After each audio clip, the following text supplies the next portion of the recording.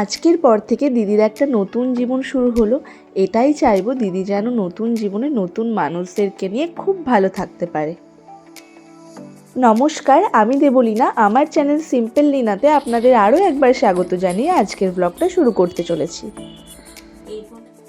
গায়ে হলুদের পর্ব কাটিয়ে উঠতে না উঠতেই বিয়েবাড়ির সাজগোজ শুরু হয়ে গেছে। বিয়ের 5 মাস আগে থেকে মেকআপ আর্টিস্ট বুক করা কমপ্লিট, সেও যথারীতি টাইম মতোই চলে এসেছে। আর ফার্স্টে প্রিয়াঙ্কা দিদি সাজতে বসেছে, মানে আমি, প্রিয়াঙ্কা দিদি আর প্রিয়াঙ্কা দিদির মা মানে কাম্মা একই মেকআপ আর্টিস্টের কাছেই সাজবো। কি ভালো লাগছে ওকে দেখতে। এমনিতেও তো নতুন বউ, তার সাথে মোটা করে সিঁদুর পড়েছে, আর তার সাথে আই মেকআপটা এত সুন্দর হয়েছে, পুরো লক্ষ্মী ঠাকুর লাগছে। এটা আমার বাড়িতেই সাজাচ্ছে। প্রিয়াঙ্কা দিদিকে বলেছিলাম আমাদের বাড়িতেই সে জিনিস, কোনো প্রবলেম নেই। আর ওকে সাজাতে সাজাতে আমি একটু ঘুমিয়ে গিয়েছিলাম। ঘুম থেকে উঠে দেখি প্রিয়াঙ্কা দিদির অনেকটাই প্রায় কমপ্লিট হয়েও গেছে। ততক্ষণে আমি মাকে একটু রেডি করে দিচ্ছিলাম। মাদের আর কি সাজ, ওই একটু আইলাইনার, আইশ্যাডো আর লিপস্টিক দিলে মাদের সাজ কমপ্লিট। এবার কাম্মা বসে পড়েছে সাজতে। প্রিয়াঙ্কা দিদির হেয়ার মেকআপ কমপ্লিট। প্রিয়াঙ্কা দিদি বললো শাড়িটা একটু পরেই পরবে, এত তাড়াতাড়ি পরে নিলে একটু অস্বস্তি হয়, সারাটাক্ষণ তারপরে পরে থাকতে হবে। কাম্মাকেও হালকা মেকআপে খুব সুন্দর সাজিয়েছিল। আমারও মাকে সাজানো হয়ে গেছে, পরে শাড়ি পরে ফাইনাল লুক তো অবশ্যই দেখাবো। আর বুনুকে তো আমাকেই ভালো করে সাজাতে হবে, এর থেকে তো কোনো রেহাই নেই। হেয়ার স্টাইলিংটা তো আমি পারবো না, হেয়ার স্টাইলিংটা দিদিটাই করে দিয়েছে। আর আমার সাজতে সাজতে এত লেট হয়ে গিয়েছিল, আমার সাজের সময় আর কেউ ছিল না, আমার সাজটা কেউ ভিডিও করতে পারেনি। যেহেতু গোধূলি লগ্নে বিয়ে, এত তাড়াতাড়ি করে সাজানো সত্ত্বেও আমার মেকআপটা কমপ্লিট হলো না। আমার মুখের মেকআপ হতে হতেই ওদিকে বর চলে এসেছে, আমি কিছুই দেখতে পেলাম না। আর বুনু তো স্টল থেকে খাবার দাবার খেয়ে বর আসা দেখে আমার খোঁজ নিতে এসেছিল, আমার কত দূর হয়েছে তখনই এই ভিডিওটা করে দেয়। তখন আমার সাজ প্রায় কমপ্লিটই হয়ে গিয়েছিল, চুলটা শুধু স্ট্রেট করা বাকি ছিল, সেটাই চলছিল তখন। আর এই দিদিটার হাতের কাজ এত সুন্দর, আমার সাজানোটা এত ভালো লাগে, আমার তো নিজেকে খুব ভালো লাগছিল, আমি খুব স্যাটিসফাইড ছিলাম। আর আপনারাও জানাবেন আপনাদের কেমন লাগলো। এবার ফুলটা গুজে তাড়াতাড়ি নিচে যাই। নিচে নেমেই আগে চলে এসেছি স্টলে, এমনিতেও খুব খিদে পেয়ে গিয়েছিল। এই সময় এখন স্টলে খুব ভিড়। স্টলে ছিল coffee, phuchka, veg pakora, chicken pakora.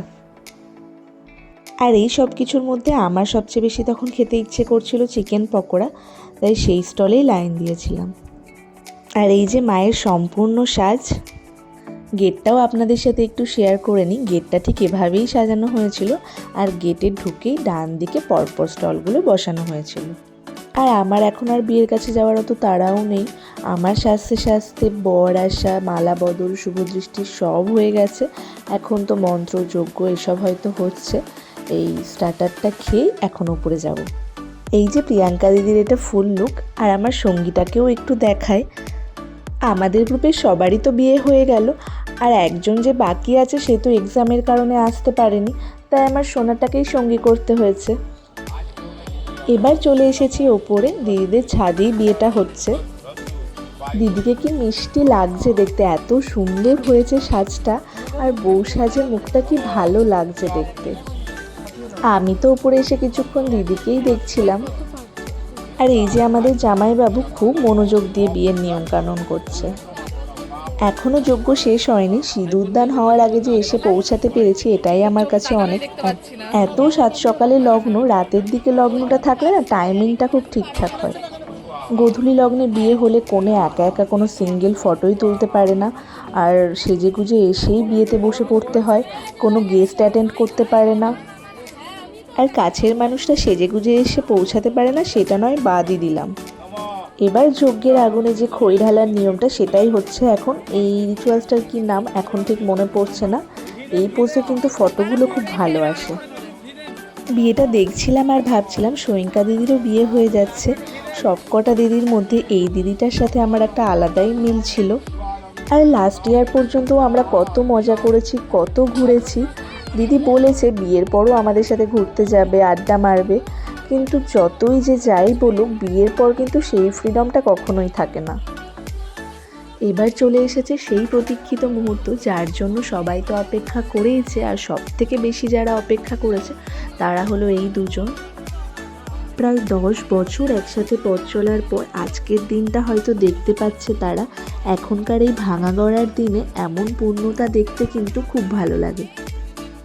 এই 10টা বছরে হয়তো ওরা ভালো মন্দ খারাপ অনেক সময় কাটিয়েছে, কিন্তু কেউ কারোর হাত ছেড়ে চলে যায়নি। আমরা তো আমাদের মধ্যে কতজনকে ছেড়ে না যাওয়ার প্রমিস করে থাকি, কিন্তু থেকে যেতে কতজন পারি। আজকে ওদের ভালোবাসা পূর্ণতা পেল। এইভাবেই যারা একে অপরকে সত্যি সত্যিই ভালোবাসে, ভগবান যেন তাদেরকে মিলিয়ে দেয়। আজ অফিসিয়ালি স্বামী স্ত্রী হলো ঠিকই, কিন্তু এখনও অনেকটা পথ চলা বাকি। এভাবেই যেন দুজন দুজনের পাশে থাকতে পারে সারা জীবন। সিঁদুর পরে দিদির মুখটা কি ভালো লাগছে। প্রত্যেকটা মেয়েকেই সিঁদুর পরলে যেন আলাদা রকমেরই সুন্দর লাগে দেখতে।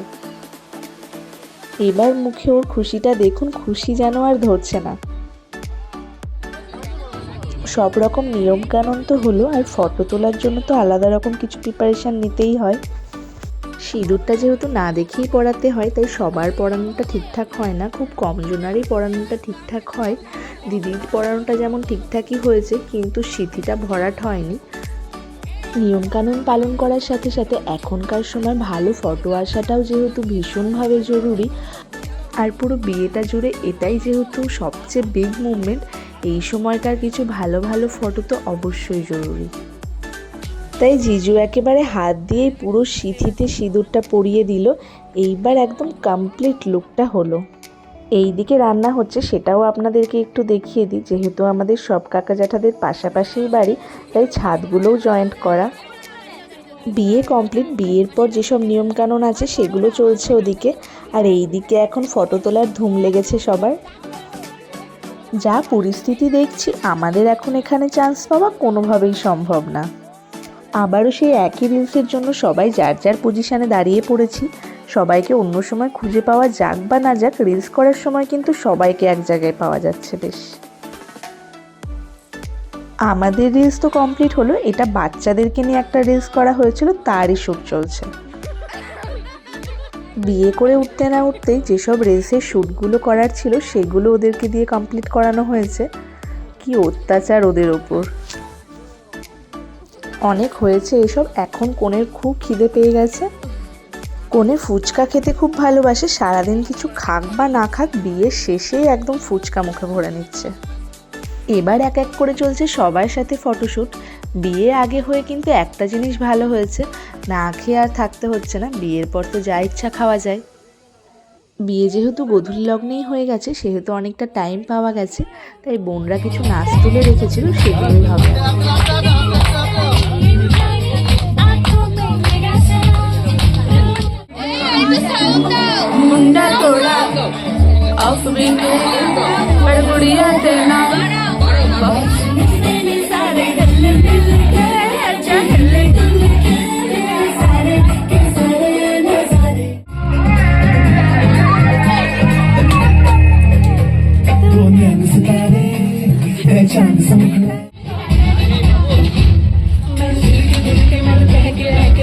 গানটা জোরে দিচ্ছ না কেন?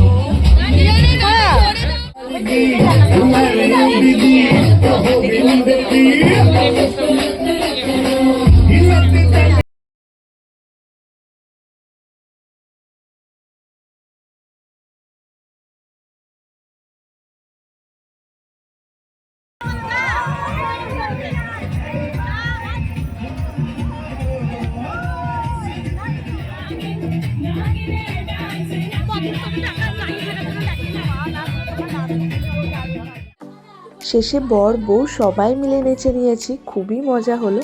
এবার ঘর ধরার পালা। এতগুলো শালি বলে কথা, জিজুকে তো কোনোভাবেই ছাড়া যাবে না।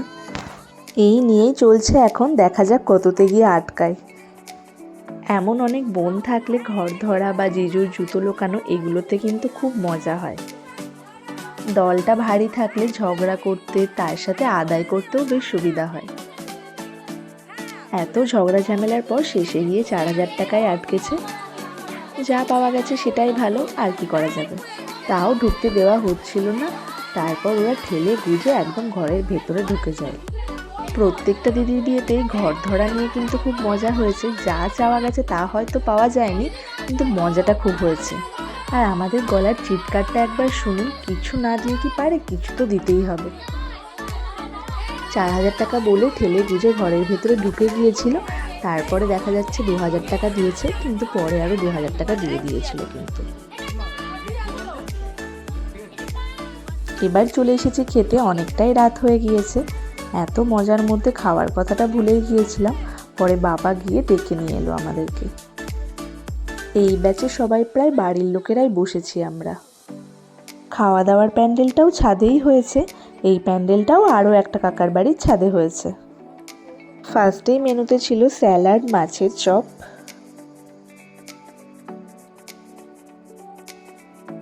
তারপরেই ছিল কড়াইশুঁটির কচুরি, তার সাথে চানা মশলা।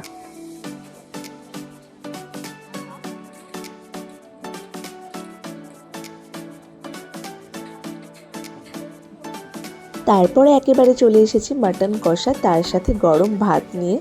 আর তারপরে পাতে যদি পড়ে পাইপের মাংস, তাহলে তো কোনো কথাই নেই। আমাদের দুজনের পাতেই পাইপের মাংসই পড়েছিল। একদম শেষে চলে এসেছে নরম নরম পান্তুয়া, তার সাথে নলেন গুড়ের সন্দেশ। অনেক কিছু খেয়ে ফেলেছি। তারপর খেয়ে দিয়ে উঠে কিছু ফটো তুলেই বাড়ি চলে এসেছি, আর ভালো লাগছিল না। এবার আপনাদেরকে মেহেন্দিটা দেখায়। এত সব কিছুর মধ্যে তো মেহেন্দিটাই দেখানো হয়নি। আমাদের বাসর জাগার কথা ছিল, কিন্তু আর দুটো দিদি যেহেতু বাচ্চা রেখে আসতে পারবে না, তাই সেটা ক্যান্সেল হয়ে যায়। কিন্তু আমরাই বাড়িতে 3টে-4টে পর্যন্ত বাসর জেগে নিয়েছি, ফটো ভিডিও রিলস করে। এটা পরের দিন বিদায়ের সময়। এই মুহূর্তটাও একটু আপনাদের সাথে শেয়ার করে নিলাম। আমাদের বাবারা যতই কঠিন হোক, এই দিনে চোখের জল কিছুতেই আটকাতে পারে না। বাবা তার রাজত্বে আমাদেরকে রাজকন্যা করে রাখে, সেই রাজকন্যাকেই একদিন না একদিন এভাবেই বিদায় দিতে হয়। তারপরে কনকাঞ্জলি নিয়মটা পালন করা হচ্ছে। এটা শুধু নিয়ম মাত্রই, কখনোই মা বাবার ঋণ শোধ করে যাওয়া যায় না।